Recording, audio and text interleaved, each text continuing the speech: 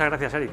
Eric de Pablo está con nosotros en la Junta de ISACA, es vocal, director de investigación e innovación, tiene también 25 años de experiencia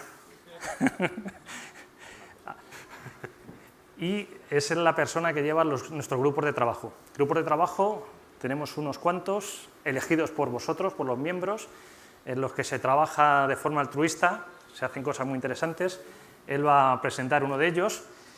Y Eric, pues bueno, ha estado muchos años en la auditoría como responsable de auditoría tecnológica en Resol y también ha tenido otros cargos de responsabilidad y también ha estado en Astra como director de tecnologías de la información, de sistemas. Es licenciado en físicas por la Autónoma y también ha hecho el programa de desarrollo directivo del IES. Igualito. Igualito que Martín. Sois de la misma quinta, sin duda. Sí. Bueno, Casi, pues casi. te dejo. Muchas gracias. Bueno, muchas gracias a todos, gracias por venir. Voy a hacer una presentación muy cortita porque tenemos que ganar un poquito, que ya llevamos 5 minutillos de margen.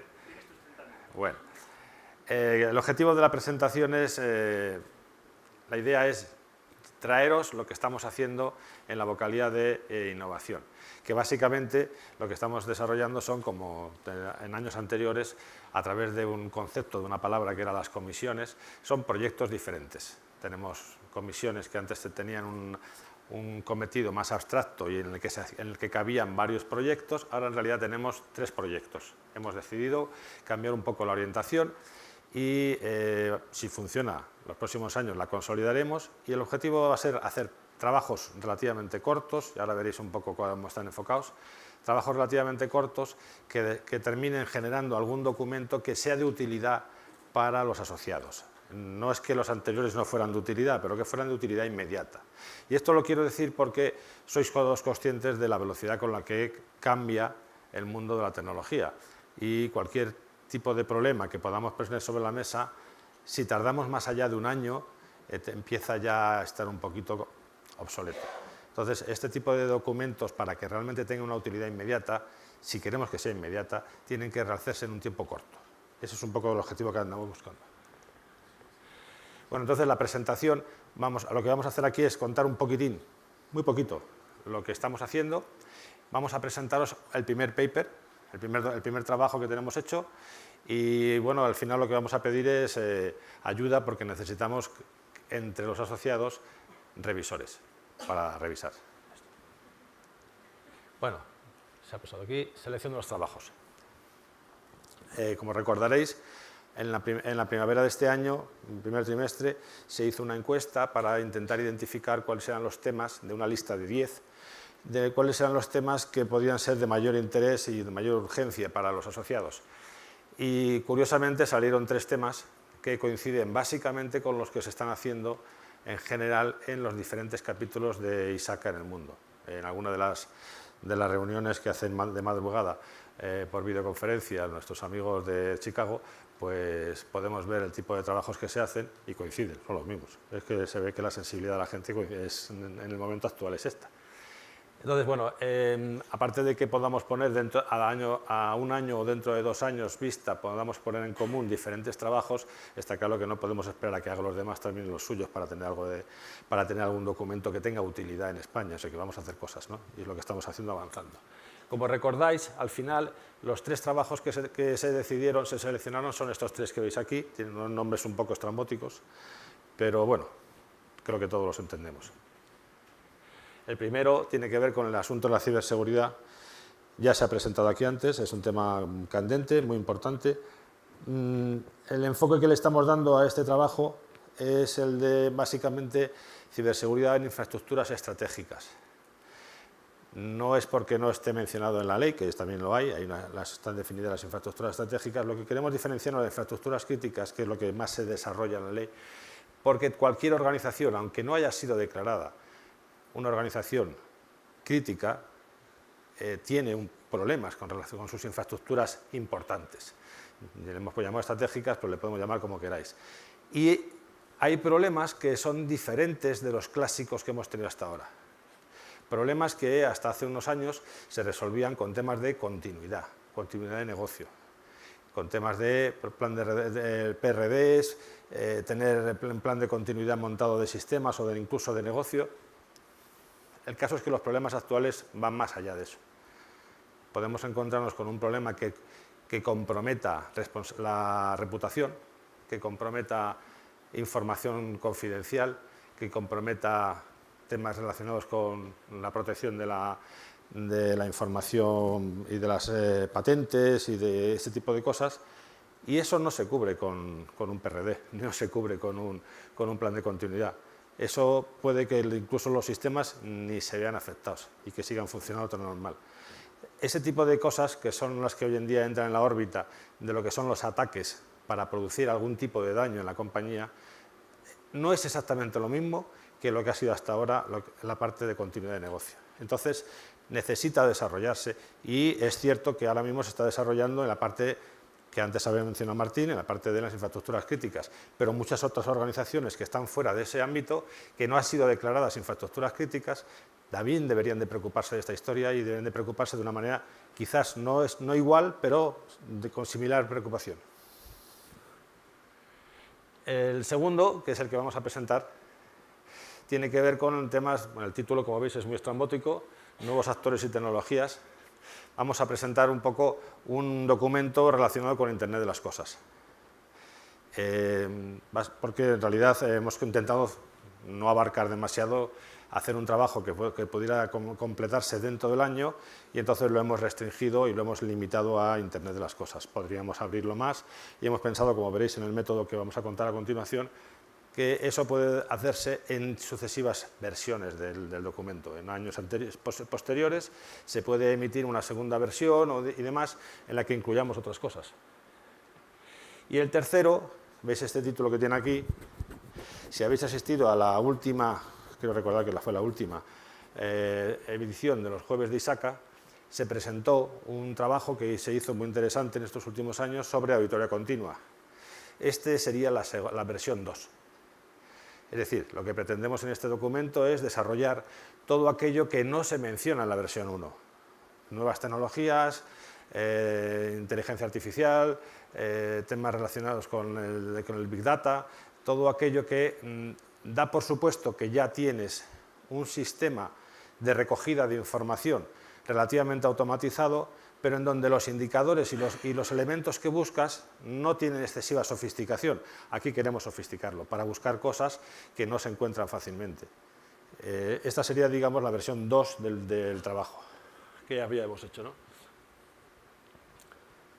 Bueno, entonces, insisto sobre el enfoque. El enfoque básicamente es hacerlos en tiempo corto, en un tiempo corto razonable, es decir, que dé lugar a que haya contenido, claro.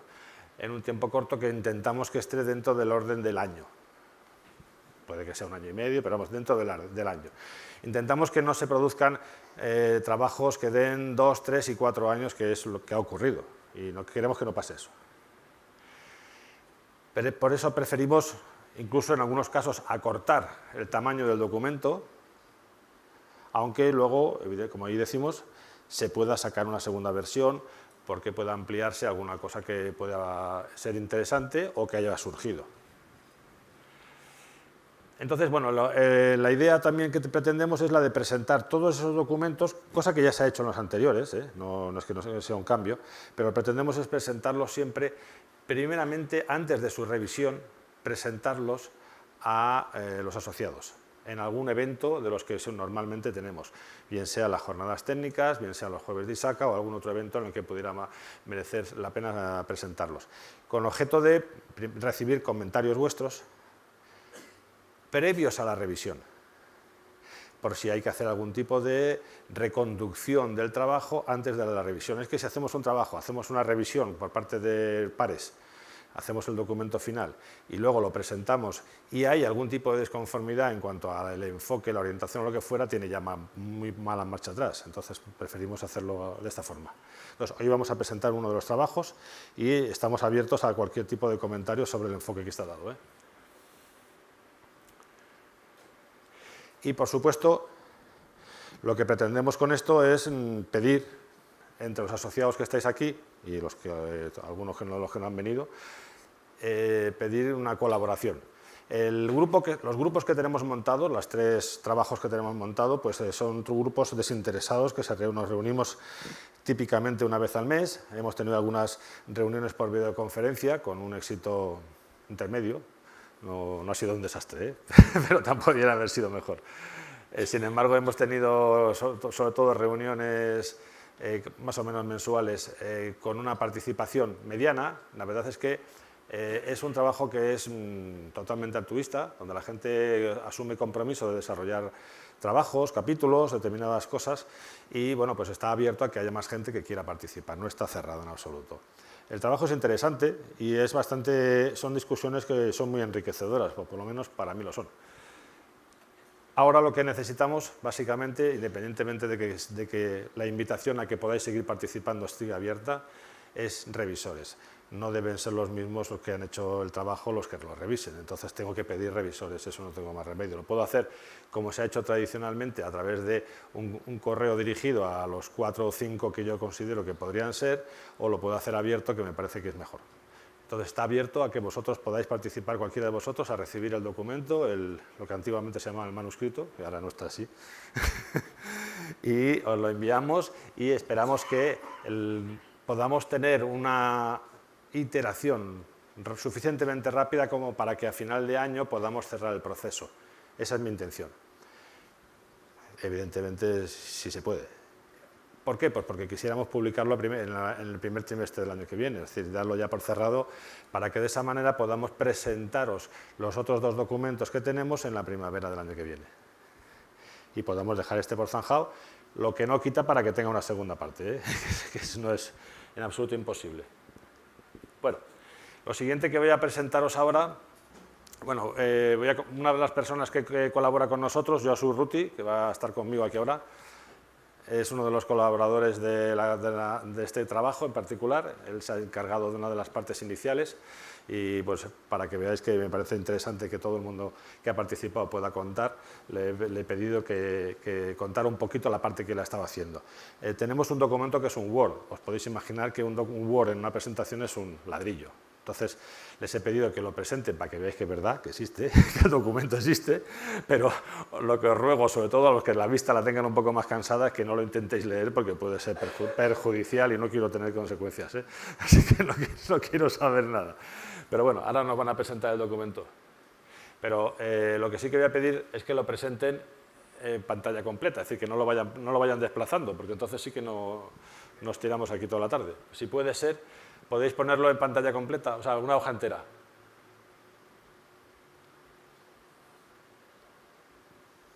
Bueno, aprovecho para presentarme, soy Josu Ruti, como ha dicho Eric, soy colaborador de este proyecto, en concreto en la introducción sobre Internet de las Cosas, y quería también agradecer a Isaka y a Eric la oportunidad de estar aquí hoy con todos vosotros, compartiendo pues, todo esto de los grupos de trabajo y bueno, nuestro trabajo y dedicación, que al final espero que valga para algo.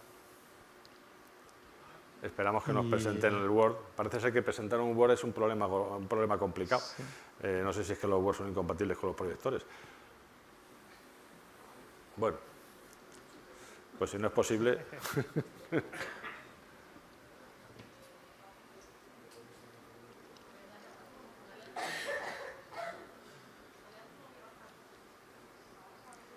Si yo no tengo nada con esto, a mí no.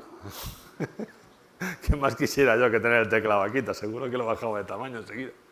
Bueno, aquí veis un poco el índice que ya está puesto hecho. Tenemos una primera parte que nos va a contar un poquito Josu, que es la parte de introducción y usos que tenemos. Luego pasamos a estándares, pasamos a presentar la parte de análisis de riesgos. Este es un puntito en el que voy a hacer una pequeña mención posteriormente, si me permitís, si nos queda tiempo. Luego después estrategias de mitigación, la parte de modelos de control, que llevarían asociados esos análisis de riesgos, y luego pues estamos desarrollando, no lo he presentado porque no viene en el documento, pero lo estamos desarrollando, es un ejemplo concreto de cómo estos modelos de control que proponemos y estos métodos de análisis de riesgos se pueden aplicar a un caso concreto de una empresa. Una empresa obviamente que tenga algo de Internet de las cosas, porque si no tiene nada, no tiene ningún interés. Venga, yo soy... Bien, pues va a ser una breve introducción sobre Internet of Things o Internet de las cosas, que como su nombre indica tenemos dos elementos, por un lado Internet y por otro cosas, que parece sencillo, ¿no? En principio, y bueno, puede que lo sea en cierta manera, ya que, por ejemplo, una bombilla, si nosotros la conectamos a Internet, pues tenemos Internet of Things. Algo más complejo como un coche, si lo conectamos también a Internet, tenemos Internet of Things. Y algo todavía más complejo como una ciudad, si la conectamos a Internet, tenemos Internet of Things. Entonces, de alguna manera, el truco de Internet of Things es conectar a Internet, pero para darle un propósito determinado a ese objeto.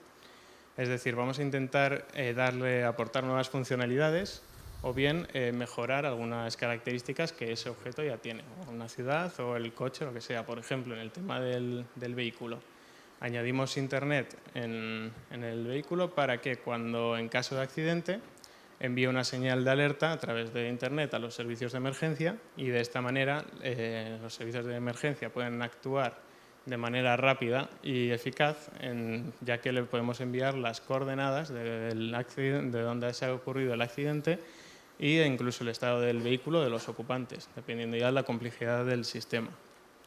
Entonces, bueno, sin enrollarme mucho tampoco, quería hacer un poco también hincapié en que en la actualidad hay unos campos de aplicación de Internet of Things muy variados y que están en constante crecimiento y que, bueno, de alguna manera se estima que hay entre 1 y 2 billones, con B de Barcelona, de dispositivos conectados a Internet actualmente y que en los próximos 5 años esa cantidad puede incrementar hasta 5 billones. Es decir, es un incremento considerable. Y bueno, entre los campos de actuación estarían pues, temas de logística, de e-health, wearables, smart cities, smart buildings, domótica más en casa, temas de automoción, como he comentado anteriormente, la industria 4.0, como ha comentado también Enrique, ¿no? Que hay ciertos elementos de Internet of Things. Y bueno, algo que todo el mundo aquí tiene, seguro, que es un smartphone, que también es un claro ejemplo de Internet of Things y que al final es el centro neurálgico de toda nuestra actividad diaria. Es decir, algo que es indispensable, vamos, para nosotros. Y bueno, un poco lo que queríamos hacer ver es que Internet of Things ya está entre nosotros, que se está usando y la tendencia es que vaya a crecer ese uso, va a haber más dispositivos, va a haber más oportunidades de negocio también y en general muchos beneficios asociados a este uso. Pero la parte, digamos, más negativa es que a la vez que aporta beneficios también aporta ciertos riesgos inherentes a Internet of Things. Y con este artículo lo que pretendemos después es enfocarnos en esos riesgos y de alguna manera dar al auditor una guía base para identificar y enfrentarse a esos riesgos que puede encontrar en cualquier entorno, porque al final, como hemos comentado, los campos de actuación son prácticamente ilimitados. Sí, hemos visto, además, estáis viendo aquí, contamos un poco la parte de estándares y lo que podéis observar es que el mundo de los estándares de Internet de las cosas es un mundo realmente muy complicado. Hay un tema que ha comentado Josu muy interesante, es que hay dos vectores de crecimiento de Internet de las cosas. Uno que sería el vector top-down, donde grandes corporaciones, sectores industriales y gobiernos promocionan Internet de las cosas y normalmente suelen desarrollar estándares para ese sector. Y eso, por ejemplo, pues el caso del gobierno alemán, con el tema de la industria 4.0, el sector automovilístico, el sector farmacéutico, hay una serie de sectores que están desarrollando sus propios estándares porque están impulsando. Y es un impulso que viene, pues, como digo, top-down a partir de organizaciones poderosas, organizaciones gremiales o de sector que son capaces de impulsarlo. Y luego hay otro sector, que es el más bottom-up, que se parece más a Internet, en donde dispositivos multipropósito están a disposición de usuarios millones de usuarios para que se inventen para qué usarlo. Ese, como podéis imaginar, es bastante más libre y tiene mucha más dificultad para entrar en el mundo de los estándares. Bueno, entonces, quitando este detallito, vamos a pasar a lo siguiente, que sería comentar. ¿El objetivo del paper cuál es? Es intentar presentar una guía que pueda ser útil para el asociado. Una guía que le pueda identificar, bueno, ¿tengo yo algo de Internet de las cosas en mi empresa? ¿Cómo hago para identificarlas? Ese es un punto primero. Segundo punto, ¿cómo hago yo un mapa de riesgos? Porque es lo siguiente que tengo que hacer, ¿no? Un mapa de riesgos. ¿Cómo hago yo un mapa de riesgos en Internet de las cosas? Hay que tener en cuenta que los mapas de riesgos que hasta hace poco se han estado haciendo en el mundo de tecnología han cambiado drásticamente con la aparición de todo el mundo de la ciberseguridad. Ha cambiado de una manera brutal. El hecho de que las amenazas evolucionen con tal velocidad hace que lo que era la cola de la distribución de probabilidad que antes mencionaba Martín, no solamente no se puede desechar, es que no se debe desechar, porque si tú proyectas a 5 años esa cola y tú no haces nada, esa cola se va al pico, es exponencial. Eso es un ejemplo, hay por ahí muchos muy bonitos para entenderlo. Si tú tienes 100 coches, hace unos años, cuando robaban los coches, las radios, y había 100 coches y los 100 tenían el mismo sistema de seguridad, la probabilidad de que te robaran el tuyo de 1 partido por 100. Si al año que viene todo el mundo ponía una barra de protección, pero tú no, tu probabilidad ya no era 1 partido por 100, era mayor, porque ya los ladrones iban a ir a por ti. Si al año siguiente se ponía un sistema de detección más sofisticado y tú tampoco lo hacías, la probabilidad iba a crecer de manera exponencial. De hecho, al cabo de 5 años era seguro que iban a ir a por ti, que ibas a ser tú el único que te iban a robar. Porque es creciente, pero de una manera brutal, es exponencial. ¿Y eso por qué es? Pues porque las acciones de protección que tú haces para protegerte de los riesgos no pueden entrar en el mapa de riesgos, sería redundante, eso es recursivo, no se puede hacer. Tú tienes que decir, si no hago nada, si mantengo mi nivel de control que tengo actualmente, con mi nivel de inversión y mi nivel de conocimiento que tengo actualmente, ¿qué me va a pasar? Y entonces ves el riesgo real que vas a tener. Y con ese riesgo real puedes hacer planes y ves qué presupuesto, qué tipo de trabajo y qué actividad puedes hacer. Lo que no puedes es meter en un mapa de riesgos y decir, y como voy a ser muy buen profesional dentro de unos años, me adaptaré a lo que venga. Eso no puedes hacerlo. Eso sí. ¿Qué es lo que ocurre? Pues que en los mapas de riesgo, si tenemos en cuenta lo que acabo de decir y estáis de acuerdo conmigo, que puede que no lo estéis porque eso es bastante heterodoxo, las probabilidades residuales son nada residuales, son casi seguras. ¿Quién es capaz ahora mismo de evaluar cuál es el tipo de vulnerabilidad que va a haber dentro de 5 años? La que va a haber dentro de un año probablemente no sea muy distinta de las que tenemos, pero a 5 años nadie es capaz de imaginarlas. Como nadie es capaz de imaginarlas, nadie sabe qué es lo que va a tener que hacer para protegerse de ellas. Si no tenéis más que mirar para el pasado. La forma que nos atacan ahora mismo, hace 5 años, ni se nos hubiera pasado por la imaginación. Hace 5 años nadie se hubiera imaginado que el Stuxnet existía. Lo sabían los servicios secretos y pocos más. Nadie lo sabía. Es decir, ese tipo de problemática que ahora mismo tenemos es una problemática que ha evolucionado muy rápidamente. Y entonces en los mapas de riesgos tenemos que considerar que los mapas de riesgos por definición no van a ser completos, van a ser mapas de riesgos aproximados, en donde nosotros vamos a identificar características genéricas del tipo de amenaza que vamos a tener, pero nada más que genéricas. Y esto es importante porque esto, sin embargo, fijaros, y aquí voy a ser muy heterodoxo, lo digo de verdad, hay que apuntar a la amenaza, y no al activo. El activo es lo de menos. Lo siento, pero es así. ¿Qué activo tienes cuando estás hablando de una reputación? Pues aplica una metodología basada en activos y verás a dónde vas. Hay que buscar las amenazas, y las amenazas, como no sabemos cuáles van a ser, tienen que ser amenazas genéricas. Por eso es muy importante en el capítulo anterior hacer una clasificación de los posibles dispositivos que tenemos en Internet de las cosas, para poder meterlos dentro de una categoría. Porque los riesgos van muy bien macheados por categorías. Es decir, un determinado tipo de de elemento de Internet de las cosas distribuido en remoto y que se conecta, tiene una problemática que es típica de ese tipo de sensor y otro tiene otras. Entonces, si tú los consigues clasificar, vas a simplificar el trabajo. No es que te lo dé hecho, pero lo vas a simplificar. Por eso es muy importante que tengamos una buena clasificación hecha previamente del tipo de elementos. Y como antes os decía, no os lo voy a contar ahora porque si no, no se nos echa la tarde, hay que identificarlos bien. Tenemos que encontrar todos los elementos. Hay muchos más de los que creemos, porque además no solamente están, es que además encima no les damos importancia. Estas luces probablemente, no sé si están aquí, pero desde luego yo sé de empresas en donde las luces en grupos de 4 están conectados a Internet. Y tienes que identificar eso. No solamente las luces, sino otras muchísimas cosas que podemos encontrarnos.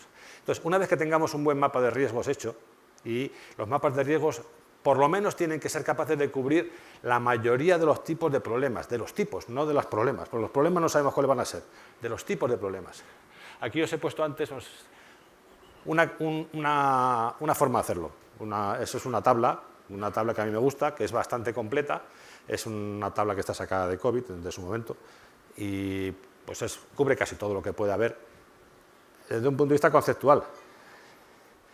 No lo olvidemos, desde un punto de vista conceptual, no son riesgos concretos. En el ejemplo que vamos a poner al final en el anexo, que estamos ahora desarrollando, vamos a intentar pasar de esa abstracción a un caso real, cómo se hace.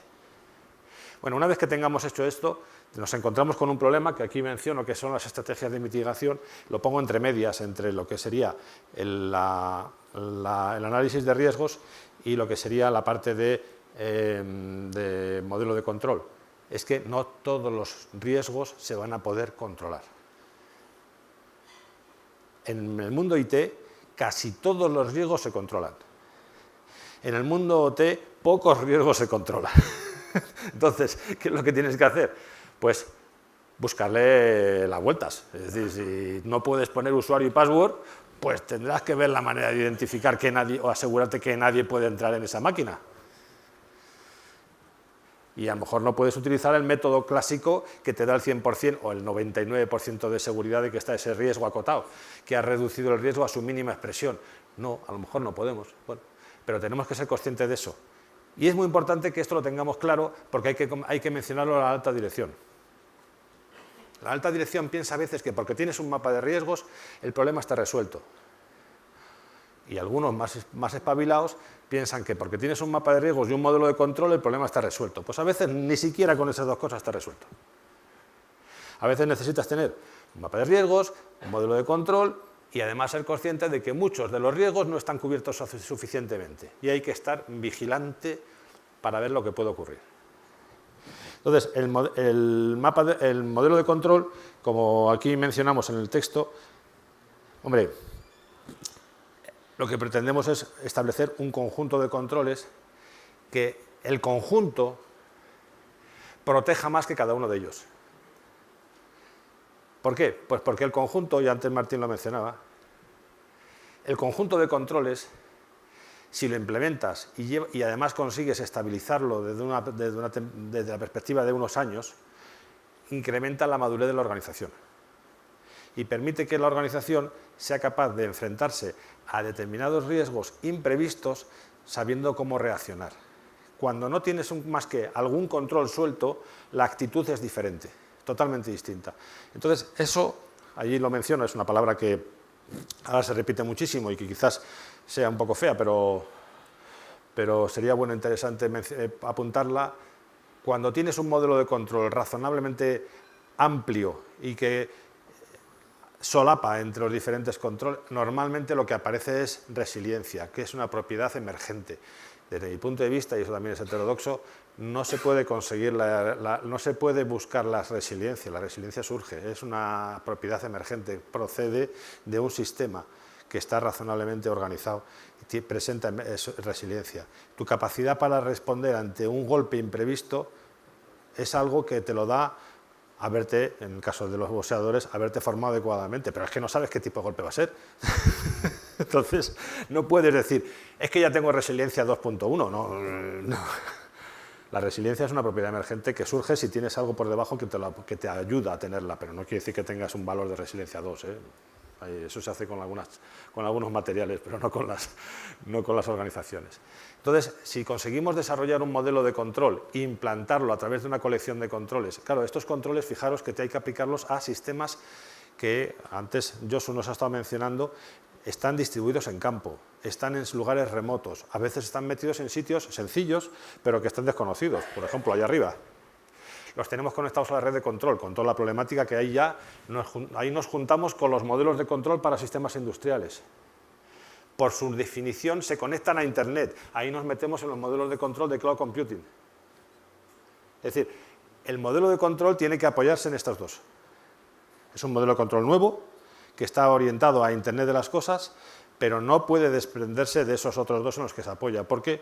Pues porque una de las partes es básicamente sensorería y la otra es, por definición, Internet.